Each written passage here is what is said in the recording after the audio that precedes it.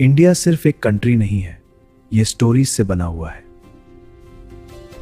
हर place की अपनी feeling है, अपनी पहचान है। कहीं लाइफ बहुत स्लो चलती है,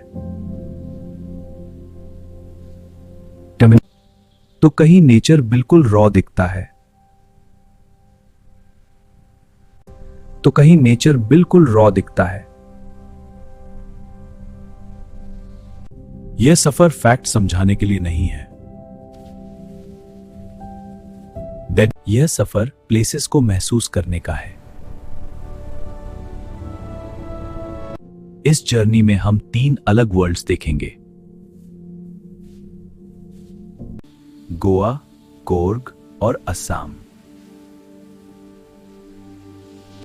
और हर वर्ल्ड की अपनी कहानी है। यह सफर अभी शुरू हुआ है। गोवा की मॉर्निंग्स हमेशा काम लगती हैं, लेकिन एक साउंड है जो डे की शुरुआत बताता है। यह साउंड बेकर के बैम्बू स्टिक की है। इस आवाज को सुनते ही डोर्स खुलने लगते हैं। फ्रेश ब्रेड की स्मेल पूरी स्ट्रीट में फैल जाती है। चिल्ड्रन एक्साइटेड होकर ब्रेड लेने भागते हैं। स्वीट ब्रेड खास तौर पर बच्चों की फेवरेट होती है। वेडिंग्स में भी ब्रेड का होना जरूरी माना जाता है।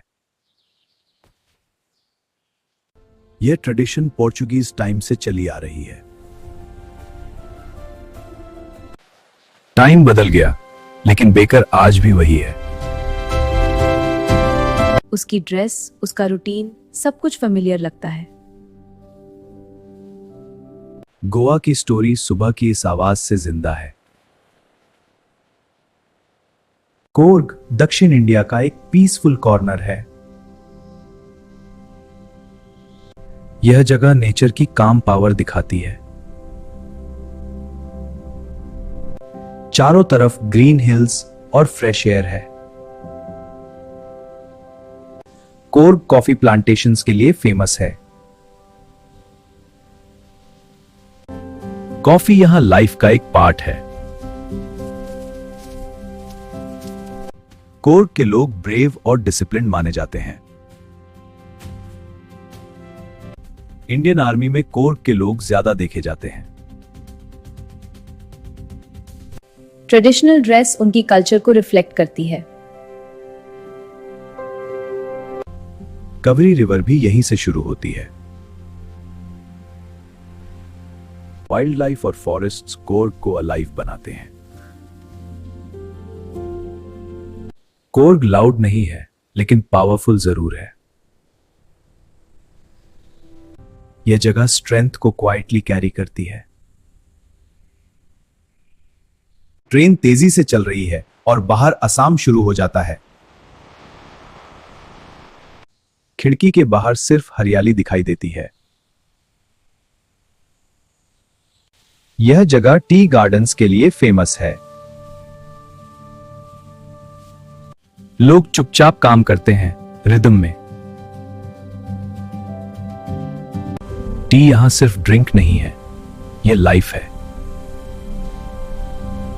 टी की डिस्कवरी की कई स्टोरीज कही जाती हैं।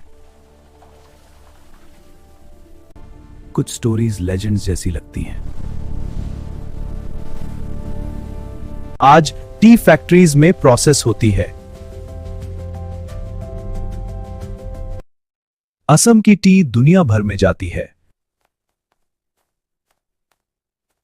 लेकिन इसकी शुरुआत यहीं से होती है। एक सिंपल कप में पूरी असम बसती है और ट्रेन आगे बढ़ जाती है। सफर धीरे धीरे खत्म होने लगता है, लेकिन इमेजेस अभी भी माइंड में चल रही है। गोवा की सुबह अब भी सुनाई देती है। कोर की शांति अब भी महसूस होती है। और असम की चाय अब भी गर्म है। 3 जगहें, 3 अलग लाइव्स, लेकिन फीलिंग एक ही है। इंडिया लाउड नहीं है। इंडिया सिंपल मोमेंट्स में बोलता है।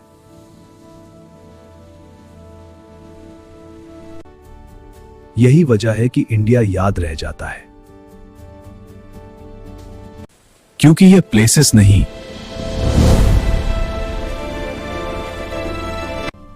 यह स्टोरीज का देश है।